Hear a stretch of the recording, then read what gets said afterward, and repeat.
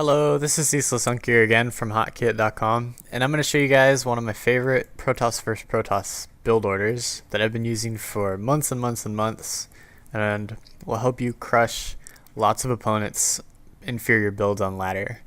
And the reason I'm going to show you guys this build is because it's wonderful for people who are just beginning to learn how to play, because it's extremely safe, solid, it can crush a lot of inferior things, like I mentioned just a moment ago.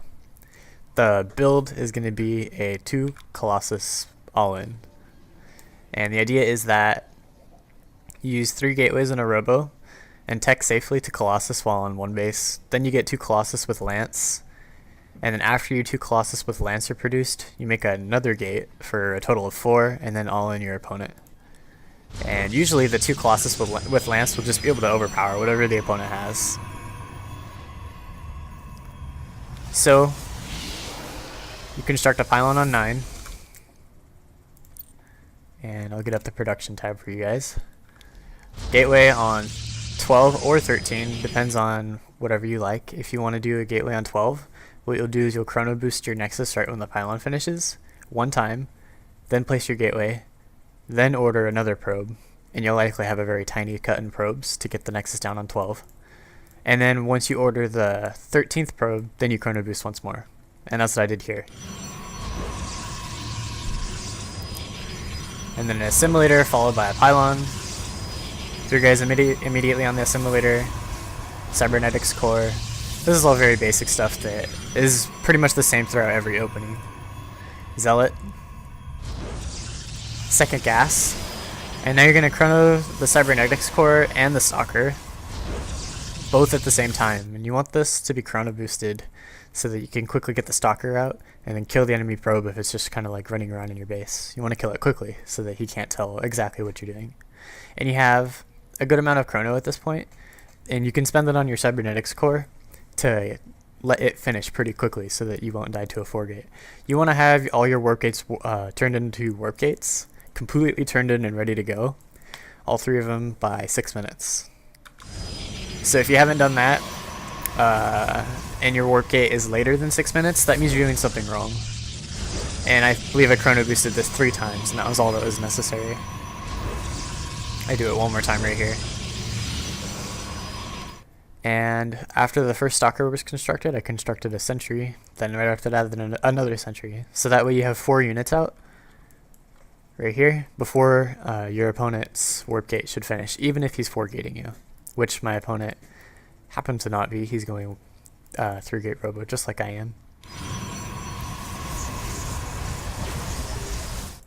I laid down my robotics facility when I believe warp gate was about 3/4 of the way finished. Let me double check that timing real quick. Basically you put it down when you have money to, after the second century. Yep, it's about 3/4 finished. And then right when the robo finishes, you want to order and chrono boost out 2 observers in a row. The first observer goes towards the other side of the map to see what the opponent is doing. Really, since your build is pretty set in stone and it doesn't really matter what your opponent's doing, you just want to kind of figure out what his army is going to be like. If he has a Twilight Council and a lot of stalkers, he'll probably have Blink. Most definitely have Blink, so then you have to be more careful with your Colossus when you're walking around. Make sure they don't get caught off guard away from your army and then get sniped by Blink. If he has Colossus himself, then when you engage the opponent, you have to try to spread your army out as best you can so that his splash damage doesn't kill a bunch of clumped units. And then just that sort of thing. You just want to know what his army looks like. Not getting into anything else specific, as this is just a beginner build.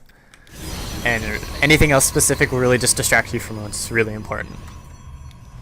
Okay, so chrono boost out these 2 observers. And a quick note about what units I'm making. You could just go ahead and copy exactly what I make in this video. And to explain it real quick, you just want like a healthy mixture of these types of units. The reason why I have this many stalkers instead of sentry and zealot is because if I have too many sentry and zealot, you can actually die to Blink because you're getting 2 observers out. If somebody rushes Blink before you get your first immortal, you can actually die if you don't have those stalkers. So try to copy exactly what I do in this video, except that pylon cancel. That's not necessary. Okay, so now, once the first immortal's constructing, this is when you place your robotics support bay down. And accidentally place it a little bit late, but you can see right here 200, 200. While you're making your immortal and you have 200 and 200, that's when you want to place the robo down.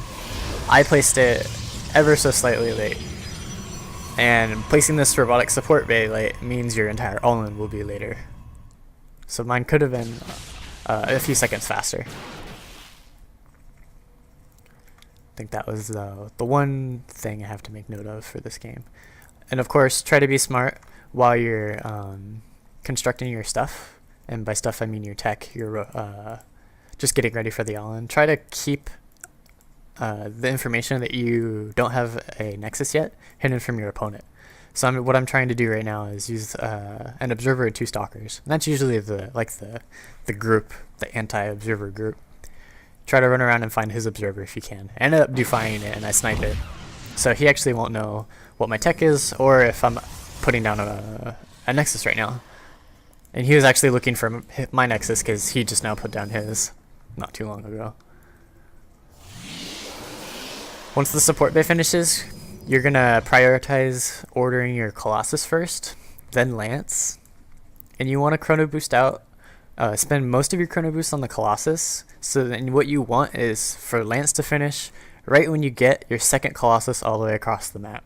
It'll take a little bit of practice, but there's like a 3 to 4 ratio of chrono boost on the, or maybe like 3 to 5 ratio of chrono boost on the Colossus compared to the thermal lance. So you'll have to practice it a few times to get it down perfectly. I start moving across the map a little bit earlier than my first Colossus finished because I have this observer out in the middle and I know it's just wide open, so there's no reason why I can't just take this position now. Note, there's a really cool thing you can do with the support bay is you can rally it straight onto your observer on your army. And a quick note about the 2 observers. The reason you made 2 is because you want the first one to go across the map to check out what he has as an army. The second one needs to hang back just so you don't die to Dark Templar. Okay, so here comes my first Colossus, ordering the second one, prioritizing chrono on finishing up the second Colossus so my Allin can commence. And now I'm going to talk mostly about micro, as it's very important to micro this Allin correctly. Kill the rocks before you go up the ramp so you don't go through a tiny choke. Now what I'm doing here is I'm just trying to get him to break his concave. He had a really sweet concave, and if I kind of edge him in, like egg him on into engaging me, I can scare him into attack moving into my army, which will kind of break his concave and force him to use APM to reset his concave back. I'm not actually going to attack him. I have to wait till my second Colossus gets here, and it's a good amount of time across the map. So do not engage if you can help it until your second Colossus is into the battle. Here he force fielded some of my zealots, so I went ahead and just engaged, but I'm still being very careful not to let anything but my zealots get up this ramp, because I don't want any of these to be lost.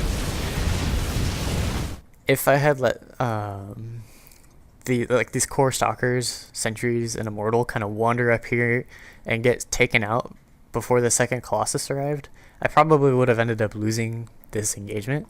But since my second Colossus arrived just in the heat of the battle, I'm able to take the engagement away.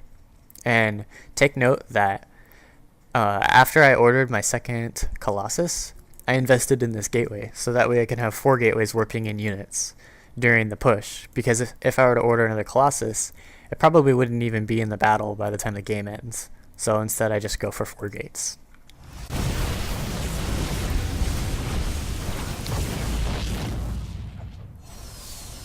And I know I don't have any force field energy, so I don't want to lose any of these Colossus, or anything really. So all I'm doing is just microing with these Colossus. At this point in the game, like after that first engagement, when your opponent shrinks back into his base, if he has like an immortal based army like this, poking with Colossus is an extremely, extremely good thing to do while you're microing, because you can take out some probes, you can snipe free pylons, hit free units, and get free damage, and your opponent won't really have anything to do about it. But just don't be sure not to make your Colossus go too far. I wasn't about to go up the ramp or anything. I'm just trying to get some free shots. Continually warping in things from the proxy pylon.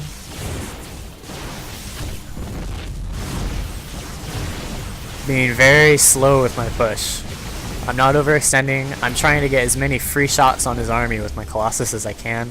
Try not to lose any of my units. There's no reason to rush the engagement. I don't need to bombard up the ramp right when I have my first Colossus. Slow and steady push. And here's where I decide to end the game. I've got my proxy pylon being set up. I spent all my money on warped in units. I set these force fields up to try to force his units into one clump going in this direction, and it worked pretty well. And I'm using my Colossus and focus firing in the middle of the clump to try to maximize splash damage.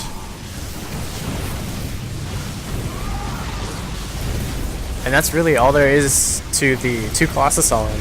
The most dangerous thing when you're doing this Allin is probably just losing your Colossus being sniped.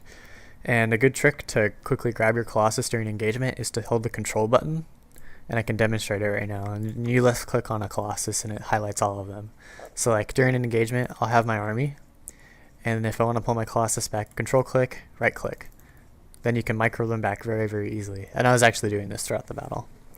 And he was using a warp prism. That's one thing to note. Players with a robo and immortals will often get a warp prism and try to warp in a bunch of zealots in your base. As long as you don't lose all your probes or something and you can kill their base, you'll end up with an army and they'll have nothing, and then you can come back and kind of retake your base afterwards and win the game. Another option is to just keep 4 zealots back in your main if you don't know if they have a warp prism or not. I actually was contemplating doing that or not, but since he got some good force fields up here and killed my zealot group, I felt like I needed to keep the zealots in my army instead of putting them back in my main. And that is all she wrote for our blue player Soda. Thanks again for Soda helping me out to get this replay. It was actually very nice of him to play me so that I could have this replay for our video. If you have any questions, please ask me on the Hotkeyit forums. I love answering questions. And be on the lookout for some more beginner builds for the other 2 matchups, PvT and PvZ.